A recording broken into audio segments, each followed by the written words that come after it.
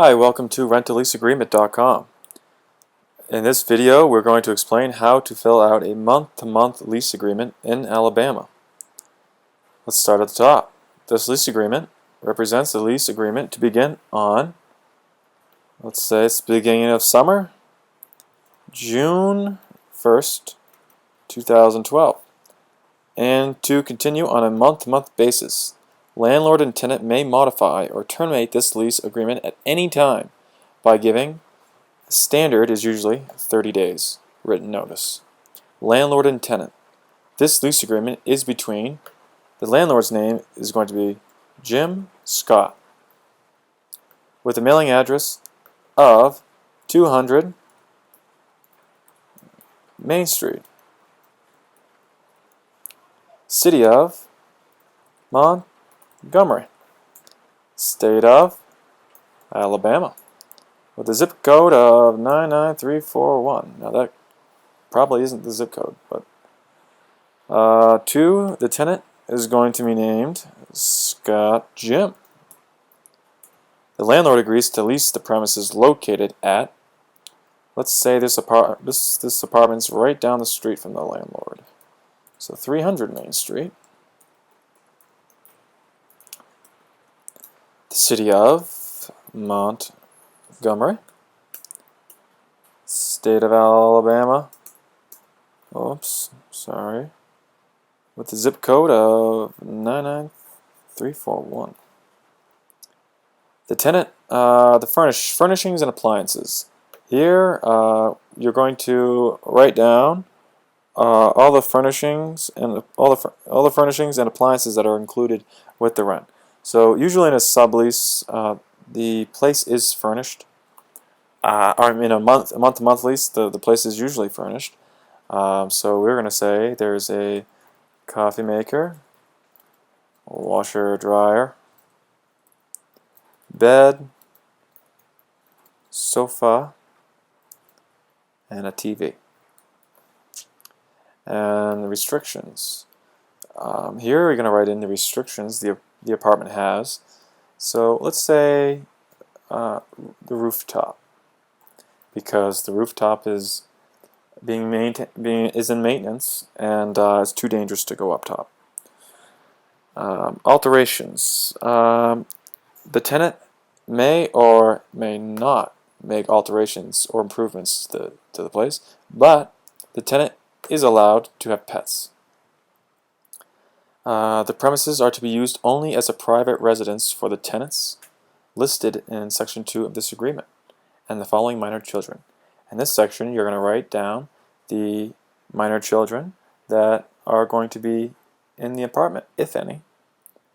Occupancy by guests for more than typical number of days where a guest is sort of prolonged his stay would be about 31 days, 1 month. And after about 1 month of someone living in the place, the landlord should be notified. Rent. Tenant shall pay rent to the landlord payable to in the monthly installments. Let's say the rent is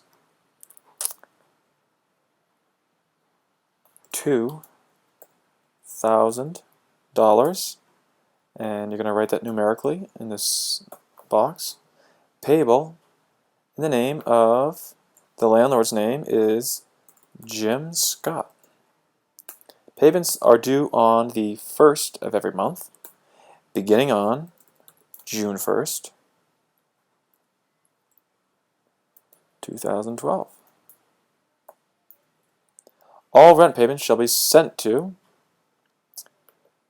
let's say his address was, he lives and works at the same place, 200 Main Street, City of Montgomery. Then you're going to want to write in the state and the zip code in the following boxes. Receive rental payments. It shall be described as follows. If there's another way the landlord would like to receive rental payments, you can type it in here. Prorated first month's rent. Considering it's a month-to-month lease, there's going to be no prorated first month's rent. This usually occurs in a standard lease when the lease begins on the 1st, or say June 1st, and the tenant wanted to move in on May 20th because the apartment was available, and he didn't want to stay in a hotel for the next week and have to wait to move into his apartment. So that's when you'd write that in these boxes, and the prorated amount in there. Security deposit. Let's say the tenant wants a 1 month's security deposit, so that would be $2,000. There's not going to be a last month's rent, it's month to month. Sorry. And the pet deposit, let's say, of $500. The landlord, basically this is just saying the landlord has a certain amount of time to after the tenant has moved out, the landlord needs to give back the security deposit. So let's say he has about 7 days to give the tenant back his security deposit. Late charges. If the tenant is late with his rent, the landlord has the right to give the tenant a fee. And let's say it's a $50 fee for every day that the rent is late. Utilities, let's say everything is included except cable and internet. And as we make our way through the agreement, make sure to read through all of this.